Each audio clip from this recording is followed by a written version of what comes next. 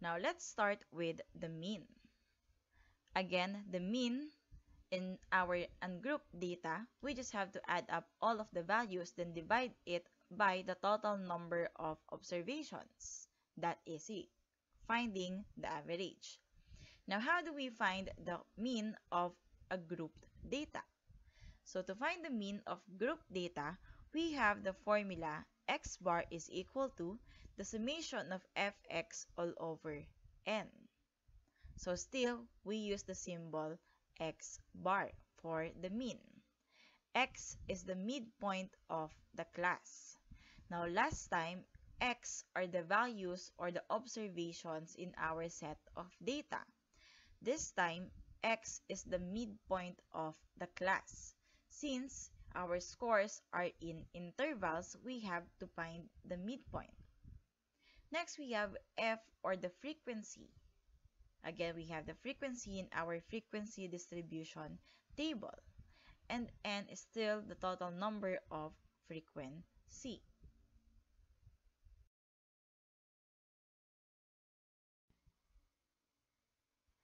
Now let's have an example. Now given this frequency distribution table, illustrating the scores of graded students in their statistics quiz, we have to find the mean of this data. Now as you can see in our scores, we have the intervals 10 to 19, 20 to 29, 30 to 39, 40 to 49, and 50 to 59.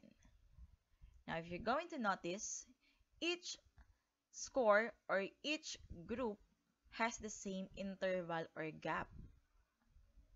Now it is important to remember that in the frequency distribution table, each group of scores must have the same interval or gap or difference. Next, we have F or the frequency. The second column is the frequency. It only means that, for example, for the scores of 50 to 59, we have 9 students that got a score between 50 to 59. That is frequency.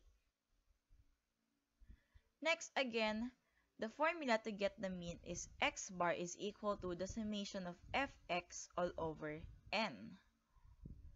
Now, as you can see in our table, we don't have fx. So where can we get the summation of fx? It means that we have to add two another columns for x and fx. Again, if we can still recall from the formula, x is the midpoint of our scores. Let's first find the value of n. How can we get the value of n, or the total number of frequency? We just have to add up all the values or all the frequencies. So we have 9 plus 8 plus 10 plus 6 plus 7, that is equal to 40. So the total number of frequencies, or n, is equal to 40. Next, again, how can we get x, or the values of x, or the midpoint of our scores? For 50 to 59, we can get the midpoint by adding the two scores, or the lowest score and the highest score from that group. So let's first focus on the first group of scores. We have 50 to 59. The lowest score for that group is 50. The highest one is 59. So to get the midpoint of the class, we just have to add 50 plus 59 divided by 2, that is equal to 54.5. So that is the midpoint of the first group of scores.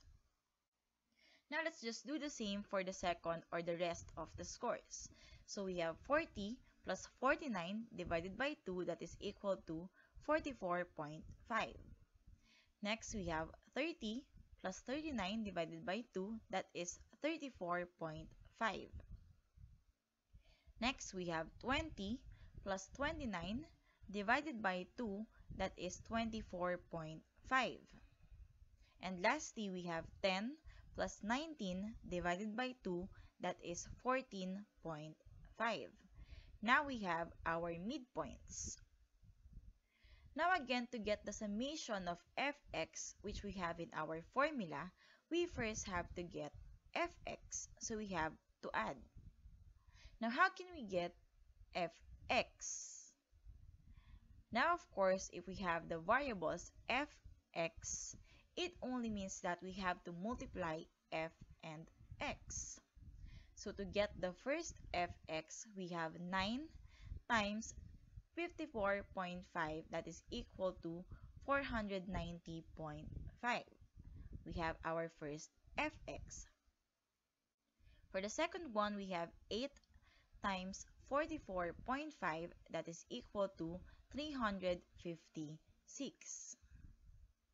Next, we have 10 times 34.5, that is equal to 345.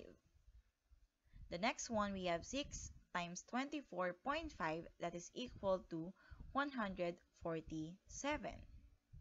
And lastly, we have 7 times 14.5, that is equal to 101.5.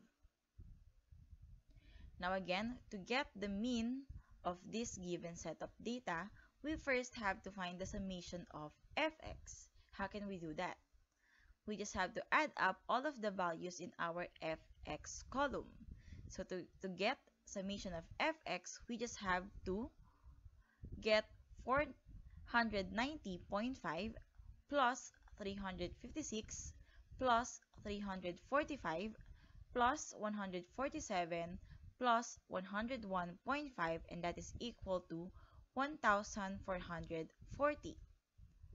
Now we have the summation of fx. We can now use our formula to find the mean, which is again x bar is equal to the summation of fx all over n.